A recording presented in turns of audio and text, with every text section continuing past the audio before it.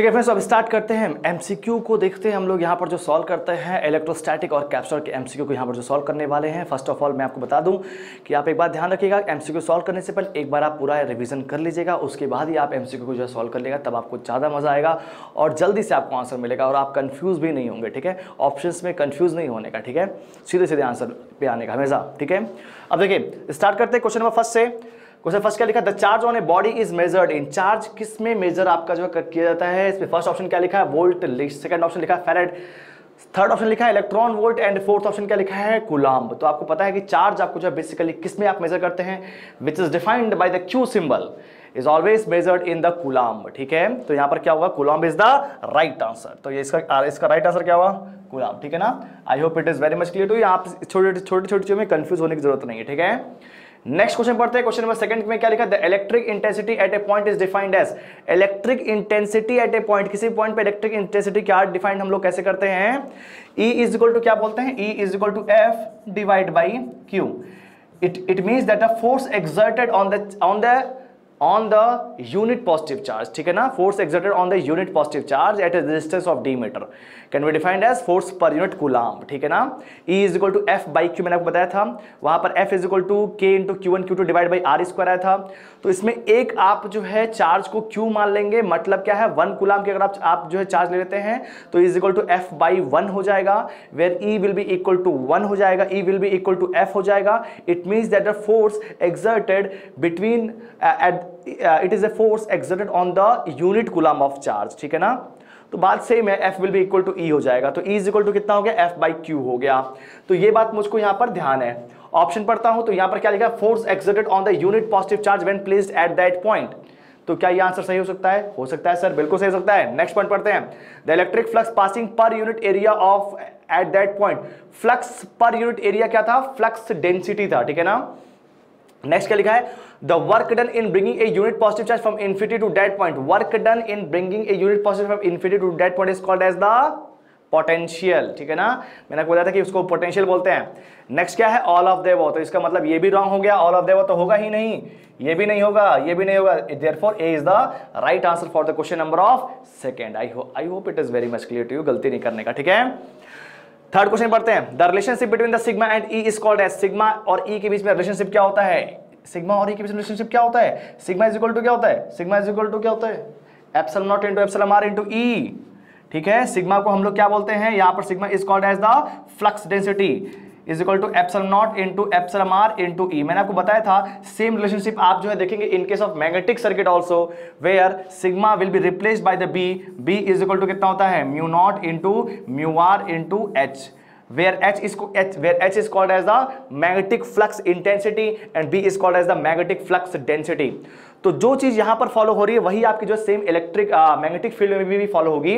अभी हम लोग इलेक्ट्रिक फील्ड के बारे में बात कर रहे हैं, तो sigma is equal to epsilon not into epsilon r into E is the basic formula.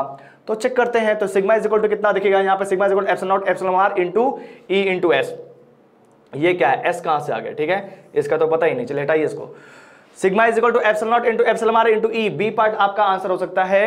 और इसके बाद क्या लिखा हुआ है, नेक्स्ट क्या लिखा है, सी लिखा है, E is equal to epsilon not into epsilon r into sigma, और डी क्या लिखा है, बोथ ए एंड बी। तो ठीक है, इसका मतलब क्या हो गया, ये एस का तो यहाँ पर कोई मतलब नहीं, मैंने आपको नहीं ये कहीं बताया था। तो सिग्मा इज इक्वल टू कितना हो गया, epsilon not into epsilon r into E. Sigma is equal to epsilon not into epsilon r into E is the right answer. तो it is the right answer of the B part. ठीक है, तो B part इसका right answer होगा। यहाँ पर S लिखा है, एस आपका जो पता नहीं कहां से फंडा लेके आया है, एस की यहाँ जरूरत नहीं है। ठीक है ना, क्लियर है बात। तो ये आपका इसका क्या हो गया, इसका जो है थर्ड का second part is the right answer. Question fourth पढ़ते हैं, फोर्थ देखते हैं कि फोर्थ में क्या लिखा हुआ है, the energy expended per unit charge is called as. Energy expended per unit charge, ठीक है, तो एनर्जी जो एक्सपेंड हो रही है पर यूनिट चार्ज उसको हम लोग जो है क्या बोलते हैं, इट मींस दैट, ध्यान दीजिएगा, E डिवाइड बाई Q बोल रहा है एनर्जी, लेकिन यहां पर E इलेक्ट्रिक फील्ड नहीं है, एनर्जी है। तो एनर्जी की जो यूनिट होती है वो आपकी क्या होती है, एनर्जी की यूनिट हमेशा क्या होती है, जूल में आती है। तो जूल पर यूनिट चार्ज मतलब जूल पर कूलम्ब किसकी यूनिट होती है, वोल्ट की। देखिएगा, मैंने आपको बताया था कि पोटेंशियल जो आपका होता है V is equal to work done per unit charge होता है, वहां पे वर्क डन जो आपका आता है वो किसमें आता है, जूल आता है। Joule per coulomb is called as the potential and is also called as the volt. तो इसका मतलब क्या हो जाएगा, आप यहां पर देख सकते हैं energy expended per unit charge is measured in volt. ठीक है, बात क्लियर है, volt is the right answer. B क्या लिखा है, जूल लिखा है, दैट इज रॉन्ग। सी लिखा है watt, that is also wrong. And D is coulomb, that is also wrong. ठीक है, तो I hope it is clear to you. इसके बाद देखते हैं क्वेश्चन नंबर 5 पे पढ़ते हैं। आप क्वेश्चन नंबर 5 को देखते हैं कि what is written in the question number 5। इसमें लिखा था potential at a point due to a charge of q coulomb placed at a distance of d metre is given by. पूछा क्या है, पोटेंशियल आपको जो है यहां पर निकालना है किसी भी जो है चार्ज q कूलम का at a distance d metre. तो इसका मतलब यहां पर आप जो पोटेंशियल पूछा है, तो इसका मतलब क्या, यहां पर सिर्फ जो है d आएगा, d स्क्वायर का टर्म नहीं आएगा। d square is always comes in case of the force और in case of the electric field. ठीक है, तो इसका मतलब यहां से हम जो है निकाल सकते हैं कि व्हाट इज द पोटेंशियल। तो v will be equal to कितना हो जाएगा, q by 4 pi epsilon not into epsilon r into d। ठीक है, तो ऑप्शन देखते हैं तो क्या हो जाएगा, q by 4 pi epsilon not into epsilon r into d। b क्या लिखा है, 9 इंटू 10 के power 9 into q divide by d। C part क्या लिखा है, both a and b। And d क्या लिखा है, q by epsilon r into d square. तो इसका आंसर क्या हो जाएगा, इसका आंसर क्या हो जाएगा, आप मुझको ये बताइए। 9 इंटू 10 के पावर 9, 1/4 पाई एप्सिलॉन नॉट को मैं यहां पर रिप्लेस कर सकता हूं 9 इंटू 10 के पावर 9। ठीक है ना, अच्छा, तो 9 इंटू 10 के पावर 9 इंटू क्या हो गया, q divide by epsilon r into d। ठीक है, चेक कर लेते हैं, q by 4 pi epsilon not epsilon r into d। ठीक है, ये भी सही हो सकता है और ये भी सही है। ठीक है, क्योंकि आपको ये सुनेगा, ध्यान सुनेगा, क्योंकि यहां पर मीडियम कोई मेंशन्ड नहीं है। ध्यान दीजिएगा, यहां पर अगर आपका जो मीडियम मेंशन्ड होता तो वहां पर बी ऑप्शन आपका जो है, सॉरी ए ऑप्शन आपका जो राइट आंसर होता। और अगर आपका जो मीडियम मेंशन नहीं है तो वहां पर अगर आप एयर लेते हैं तो एप्सिलॉन r की वैल्यू आप जो है 1 ले लेते हैं इन केस ऑफ द एयर, तो वहां पर बी पार्ट भी आपका जो राइट आंसर हो सकता था। तो इसका मतलब क्या है, q by 4 pi epsilon not into epsilon r into d, this is also right. And 9 into 10 के power 9 q upon d, it is also right depending upon the medium. वैसे तो मैं बोलूं तो सही में आंसर यही होना चाहिए, क्योंकि यहां पर जो एप्सिलॉन r आपको जो पता नहीं है, अलग अलग मीडियम के लिए आप अलग अलग ले सकते हैं। लेकिन अगर आप सपोज दैट कि आपके पास जो है एयर देता तो आप वहां पर जो है एप्सिलॉन r की वैल्यू 1 रख देते तो कोई दिक्कत नहीं है। तो इसका आंसर ए ही होना चाहिए। ठीक है ना, सी पार्ट नहीं कर सकते, इसका आंसर ए होगा। ठीक है, A part is the right answer. ठीक है, कोई दिक्कत नहीं है। अब इसके बाद देखते हैं क्वेश्चन नंबर 6 को। ठीक है ना, क्वेश्चन 6 में क्या लिखा है, the unit of electric intensity is. Electric intensity का मतलब क्या है, E is equal to F divide by Q, where F is always measured in terms of the newton per coulomb होना चाहिए। ऑप्शन चेक करता हूं, ए पार्ट क्या लिखा है, वोल्ट पर कूलम। बी पार्ट क्या लिखा है, न्यूटन पर कूलम। सी पार्ट क्या लिखा है, वोल्ट पर मीटर। एंड डी पार्ट क्या लिखा है, बोथ ए एंड बी। तो इसका आंसर क्या होना चाहिए, न्यूटन पर कूलम। तो I hope it is very much clear to you, the option is always B part. ठीक है, तो यहां पर इसका किसका क्या हो गया, B part is the right answer. ठीक है, अब इसके बाद देखते हैं क्वेश्चन नंबर, ये आपका जो है 6 भी हो गया। अब चलते हैं नेक्स्ट क्वेश्चन पे और नेक्स्ट क्वेश्चन को देखते हैं कि नेक्स्ट क्वेश्चन में आपका जो है क्या लिखा है। यहां तक किसी कोई जो दिक्कत नहीं होनी चाहिए। ऑप्शन में कंफ्यूज आप इसमें हो सकते थे, लेकिन क्योंकि यहां पर एयर मेंशन नहीं है तो इसका मतलब q by epsilon not into 4 pi epsilon not into epsilon r into d will be the right answer. ठीक है ना, बाकी यहां पर कोई भी कंफ्यूजिंग वाला नहीं था। यहां पर s था तो s का यहां पर कोई मतलब नहीं है।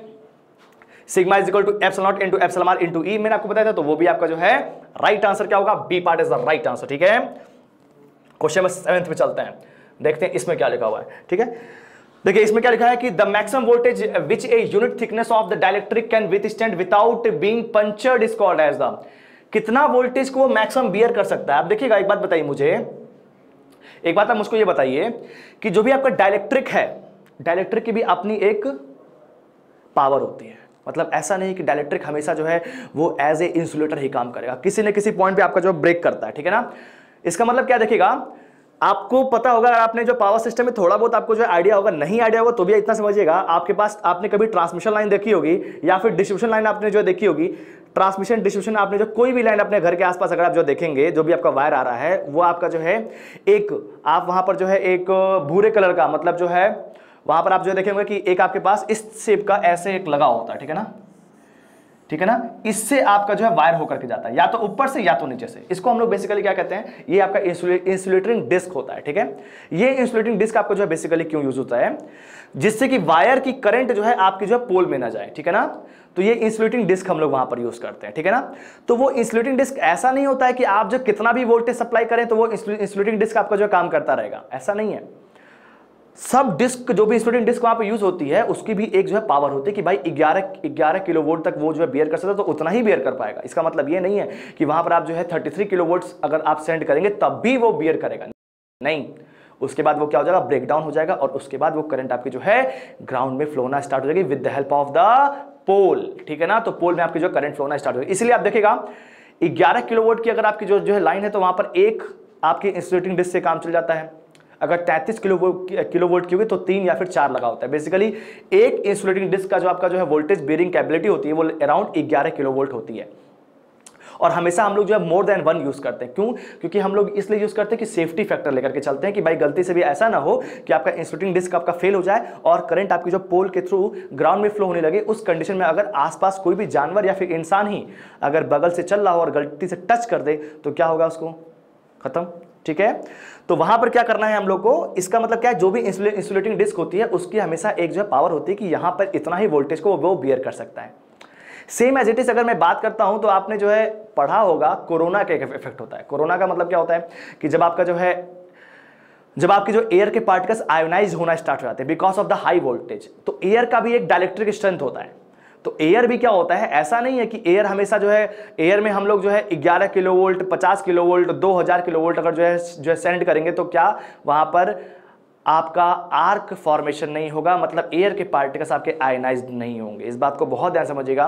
पावर सिस्टम में तो इसमें बहुत डेप्थ एनालिसिस मैं आपको जो करवाता हूं, बट इतना समझिएगा बस यहां पर कि सपोज दैट कि आपके पास जो है एक वायर है, वायर से आपकी जो है करंट फ्लो हो रही है। उस वायर का वोल्टेज मान लीजिए 11 किलोवोल्ट पे आपका वायर काम कर रहा है, ठीक है। इसमें से 11 किलोवोल्ट पे जो करंट फ्लो हो रही है, ठीक है। अब आप मुझको ये बताइए कि जो भी उसके आसपास के जो एयर के पार्टिकल्स हैं उनकी भी तो पावर है कि वो कितने वोल्टेज तक को बियर कर सकते हैं।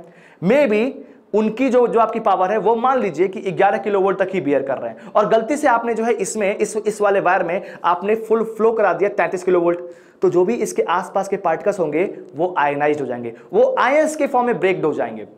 और अगर आयंस के फॉर्म में ब्रेक होंगे तो इसका मतलब पॉजिटिव आयन और नेगेटिव आयन, और पॉजिटिव और नेगेटिव जब भी आपके पास आता है तो बेसिकली वहां पर क्या होती है, करंट फ्लो कर सकती है बिकॉज ऑफ द चार्ज का समेशन ही आपका जो है करंट को फ्लो कराता है। तो उसी वजह से क्या होती है, यहां पर जो आपकी वायर होती है वायर के ऊपर से आपकी जो करंट जो फ्लो करना स्टार्ट होती है, that is called as the corona, ठीक है। वो हम लोग जो है कोरोना वही टॉपिक सेम टू सेम पढ़ते हैं कि कोरोना होता क्या है, बस एयर के पार्टिकल्स आयनाइज होते हैं। एयर के पार्टिकल्स का भी अपना एक डाइलेक्ट्रिक स्ट्रेंथ होता है। इसका मतलब ये नहीं कि वो एयर के पार्टिकल्स कितने भी वोल्टेज तक को बियर कर सकते हैं। इसीलिए अगर आपने जो है थोड़ा बहुत आपको आइडिया हो, देखिए मैं थोड़ी थोड़ी बातें बताता रहता हूं, उसमें आपको मजा भी आएगा। देखिए अगर आपने जो है पावर सिस्टम में पढ़ा होगा तो आपको सबसे अधिक दिक्कत कहां पे आती है, आपको आती है कहां पे कि जब सर्किट ब्रेकर का काम होता है कि सर्किट ब्रेकर सर कैसे ऑपरेट होता है, वहां पे सबसे अधिक प्रॉब्लम आती है। क्यों? क्योंकि वो आप जो है फिजिकली सोच नहीं पाते। देखिएगा सर्किट ब्रेकर में क्या होता है कि आपके पास एक जो है फिक्स्ड कॉन्टेक्ट होता है और एक मूविंग कॉन्टेक्ट होता है, ठीक है ना। तो फिक्स्ड कॉन्टेक्ट हमेशा आपका जो है फिक्स रहेगा, मूविंग कॉन्टेक्ट जो है मूव करेगा टू ब्रेक और टू क्लोज द सर्किट, ठीक है ना। अगर सपोज कि आपका कहीं फॉल्ट आ रहा है तो सर्किट ब्रेकर को ओपन होना है तो ब्रेक करना उसको, या फिर अब अभी आपको जो फॉल्ट जो है क्लियर हो गया तो इसका मतलब ब्रेकर को वापस जो क्लोज करना है। तो यहां पर फिक्स कांटेक्ट और मूविंग कांटेक्ट जब अलग हो रहे होते हैं तो ध्यान से समझिएगा, बीच में जो एयर के पार्टिकल्स होते हैं उसमें क्या होता है कि आपके एयर के पार्टिकल्स आयनाइज हो जाते हैं। क्यों आयनाइज हो रहे हैं? क्योंकि इनके बीच में वोल्टेज जो आता है वो बहुत ज्यादा होता है। जब भाई एक बार बताओ, जब ये आपका जो पहले क्लोज था तो वहां पर जो है वोल्टेज आपका जो है 0 था, शॉर्ट सर्किट पाथ मिल रहा था, शॉर्ट सर्किट पाथ मिल रहा था। तो वहां पर क्या था, वोल्टेज आपका जो है 0 था, तो वहां पर आपका जो है कोई भी आपका आर्क नहीं आएगा, ठीक है, कोई दिक्कत नहीं है। लेकिन जैसे ये आपका स्टार्ट हो गया ओपन होना तो बीच में आपका जो है वोल्टेज आना स्टार्ट हो गया, क्योंकि ओपन सर्किट जब भी होता है तो वहां पर वोल्टेज प्रेजेंट होता है बट करंट प्रेजेंट नहीं होती। सर मुझे इतना बात याद है। तो वोल्टेज आएगा, तो वोल्टेज जब इतना ज्यादा वोल्टेज आएगा, क्योंकि इतने एरिया में वोल्टेज आपका जो बहुत हाई हो जाएगा, जैसे ही आपका जो वोल्टेज आ जाएगा तो वोल्टेज क्या करेगा, जो भी आपके बीच में एयर के पार्टिकल्स है उसको वो आयनाइज्ड करना स्टार्ट कर देगा। और जैसे ही वो आपका आयनाइज्ड करेगा तो क्या हो जाएगा, अब वहां पर आयंस के फॉर्म में आपके पार्टिकल्स ब्रेक कर गए। आयंस के फॉर्म में अगर आपके जो पार्टिकल्स ब्रेक कर गए, इट मींस दैट कि अब वहां पर जो है करंट फ्लो होगी। अब वो करंट कैसे फ्लो होगी, because of the arc formation. अब यहां बीच में क्या होगा, आर्क आ जाएगी, आग लग जाएगी। आग लगेगी तो मतलब बेसिकली क्या होगा, वहां पे इसको उसके थ्रू आपकी जो करंट जो फ्लो कर रही होगी, उसके थ्रू करंट आपकी जो फ्लो कर रही होगी। तो बेसिकली उसी को हम लोग बोलते हैं आर्क बोलते हैं। तो वो आर्क आपका जो फॉर्मेशन क्यों होता है, because of the ionisation of the air particles between the fix contact and the moving contact, ठीक है। तो एक छोटी सी बात को मैंने कितना कुछ बता दिया, ध्यान से सुनिएगा। देखिएगा इसका मतलब क्या हो गया, क्वेश्चन क्या था वैसे मेरा, यहां पर क्वेश्चन ये था कि द मैक्सिमम वोल्टेज, हाँ ठीक है, तो यहां पर क्या बोल रहा है अब इस चीज को समझते हैं, ठीक है। यहां आते वापस, the maximum voltage which a unit thickness of the dielectric can withstand without being punctured. मतलब क्या है, अब इसका मतलब मैं यही सारे कंडीशन में आपको यही बोला है कि डाइलेक्ट्रिक स्ट्रेंथ होती है। डाइलेक्ट्रिक स्ट्रेंथ का मतलब क्या है, आप उसको जो है कितने वोल्टेज तक बियर करा सकते हैं, कितने वोल्टेज तक वो बियर कर सकता है। इसका मतलब ये नहीं कि आप जो इनफाइनाइट वोल्टेज प्रोवाइड करेंगे तब भी वो एज ए डाइलेक्ट्रिक काम करेगा, बिल्कुल नहीं करेगा। उसका वो जब डाइलेक्ट्रिक ब्रेक डाउन कर जाएगा उसी को हम लोग क्या बोलते हैं, पंचर्ड बोलते हैं। उसको हम लोग क्या बोलते हैं, पंचर्ड बोलते हैं। मतलब वो टूट गया, पंचर हो गया। साइकिल का टायर पंचर होता है, सब हवा जो बाहर निकल जाती है, तो वही चीज यहां पर भी पंचर हो गया, खत्म हो गया, ठीक है ना। तो उसको हम लोग यहां पर जो है वोल्टेज, उस टर्म को क्या बोलते हैं, जिस मैक्सिमम वोल्टेज तक वो बियर कर सकता है, दैट इज कॉल्ड एज, उसको हम लोग जो है क्या बोलते हैं, उसको हम लोग क्या बोलते हैं, ब्रेक डाउन पोटेंशियल। मतलब कितने पोटेंशियल तक वो आपका जो है काम कर सकता है to withstand as a dielectric. अगर पंचर्ड हो गया तो क्या हो गया, वो आपका कंडक्शन करना स्टार्ट कर देगा, अब वो एज ए इंसुलेटर काम करेगा ही नहीं। सर बिल्कुल सही बात है, तो ये बात को हम दिमाग में रख सकते हैं, कोई दिक्कत नहीं है। तो seventh question is also clear. Question number 8 पढ़ते हैं। A positive and negative charge initially 4 centimeter apart when they are moved closer so that they are now only 1 centimeter apart, the force between them is, ठीक है। यहां पर क्या बोल रहा है कि पहले उनके बीच में जो आपका डिस्टेंस था वो आपका कितना था, 4 सेंटीमीटर था सर, लेकिन अब उनके जो है डिस्टेंस को हम जो डिक्रीज करके कितना कर दिए, 1 सेंटीमीटर कर दिए सर, 4 गुना कम कर दिए सर। तो क्या होगा, तो ये क्या पूछा है, the force between them is equal to, तो फोर्स का मुझको सर फॉर्मूला याद है, बिल्कुल याद है, गलती से भी बोलेंगे नहीं सर, बोलना नहीं है इसको। तो इसका मतलब फोर्स का यहां पर क्या हो जाएगा, देखिएगा फोर्स इज इक्वल टू क्या होता है, K into Q1 into Q2 divide by sir D square होता है। अगर आपने डिस्टेंस को 4 टाइम्स कम कर दिया है, पहले कितना था, 4 सेंटीमीटर था सर, तो इसका मतलब क्या हो गया, पहले जब 4 सेंटीमीटर था तो इसका कितना हो जाएगा, K into Q1 into Q2 divide by 4 का स्क्वायर 16 था सर। और अब अगर आपने इसको जो है डिक्रीज कर दिया, कितने से, 4 से डिक्रीज कर दिया, तो अब कितना हो जाएगा, F is equal to K into Q1 into Q2 divide by 1 का स्क्वायर मीन्स 1 आ जाएगा। तो पहले की अपेक्षा में अब आपका फोर्स बढ़ गया है सर, कितना बढ़ गया है सर, 16 टाइम्स बढ़ गया है। ये पहले आपका F1 था और जो F2 आ रहा है, आप देख सकते हैं कि यहां पर नीचे 16 नहीं आ रहा है। इसका मतलब क्या, अगर मैं F1 में 16 का मल्टीप्लाई कर दूं तो मुझे F2 मिल जाएगा। It means that the force increases by the 16 times, ठीक है। इसका ऑप्शन क्या होना चाहिए, सी पार्ट। देखिएगा ऑप्शन ए क्या लिखा, 4 times smaller than the before. B part क्या लिखा, 4 times larger than the before. C part क्या लिखा, 16 times larger than the before. And D part क्या लिखा है, 8 times larger than the before. It means that C part is the right answer, C part is the right answer. इसका answer हो जाएगा, इसको थोड़ा क्लियर कर देता हूं, इसका आंसर क्या हो जाएगा, 8 का था ना, ठीक है। इसका आंसर क्या हो जाएगा, C part is the right answer, ठीक है। मैंने जो गलती से 9th वाले टिक कर दिया, ठीक है। अब देखिए इसके बाद क्या क्वेश्चन यहां पूछा हुआ है, if one of the two given charges is doubled and the distance between them is reduced to half, ठीक है। दो चार्ज आपके जो गिवन है, एक आपके मान लीजिए Q1 गिवन है, this is called as the Q1 and this is called as the Q2। इन दोनों में से एक को आपने जो है डबल कर दिया, one of the two given charges is doubled and the distance between them is reduced to half. हाँ, क्योंकि ये जो आपका डिस्टेंस है, this is called as the D, इसको बाद में हमने जो हाफ कर दिया, एक चार्ज को डबल कर दिया और हमने जो डिस्टेंस को हाफ कर दिया। The force between them will be, तो F इज इक्वल टू, मुझको पता है फॉर्मूला क्या है, F is equal to K into Q1 into Q2 divide by D square है, ठीक है ना। अब मैंने जो है एक चार्ज को डबल कर दिया, लेट अस टेक मैंने जो है Q2 को डबल कर दिया होगा, तो क्या हो जाएगा, K into Q1 into 2 times of Q2 divide by distance को डबल कर दिया तो 2D हो गया, तो 4D स्क्वायर, ठीक है ना। तो 2 2 जा 4, मतलब क्या गया, पहले से फोर्स हाफ हो गया, ठीक है। ऑप्शन पढ़ते हैं, 4 हाफ हो जाएगा ना, 2 2 जा 4, एक चार्ज को डबल कर दिया, ठीक है। क्वेश्चन नंबर 9 पढ़ रहा हूं ना, ठीक है। अब यहां पर क्या है, and the distance between them is reduced to, sorry distance यहां पर क्या है, रिड्यूस्ड टू हाफ लिखा हुआ, डबल नहीं किया हुआ है। अगर डबल करते तो हाफ हो जाता, अगर यहां पर डिस्टेंस को जो है हाफ किया गया है, इसका मतलब क्या हो जाएगा, आप मुझको ये बताइए। अगर मैं डिस्टेंस को हाफ करूंगा तो यहां पर क्या हो जाएगा, पहले तो एक चार्ज को डबल कर दिया है, तो into 2 times of Q2 divide by 1/2 times of D का होल स्क्वायर, ठीक है ना। बात सिंपल सी है, हमने जो डिस्टेंस को हाफ कर दिया तो D/2 हो जाएगा, क्लियर है, कोई दिक्कत नहीं है।